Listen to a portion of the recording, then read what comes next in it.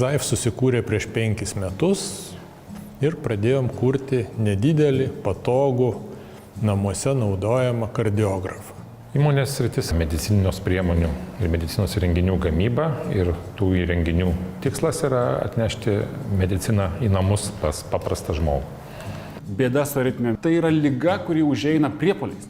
Diagnozuoti yra ypatingai svarbu. Jeigu mes jau žinome problemą, be abejo mes galime ją pagydyti. Mūsų prietaisas buvo kuriamas ir gydytojų, kad gydytojams būtų patogu naudotis. ZAIF EKG registratorius, jis yra skirtas stebėti ir rašyti elektrokardiogramą namuose arba gydymo įstaigoje, ko iš esmės negalima padaryti su jokiais kitais medicininiais prietaisais. Mes galime stebėti paciento kardiogramą praktiškai nenutrūkstant savaitėmis, mėnesiais. Ir tuomet šansas aptikti aritmiją padidėja daug kartų ir paskirti reikiamą gydymą.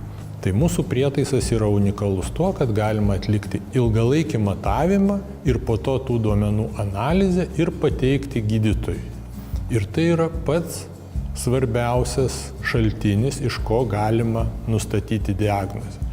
Yra mobili aplikacija, jis viską gali rasti savo mobiliam telefone.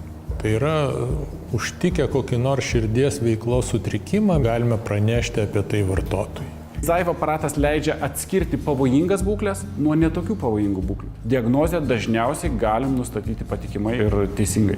Prevencija yra geriau negu intervencija. Ir pirmiausia, mes kalbame apie ligas, kuriams galime užkirsti kelią.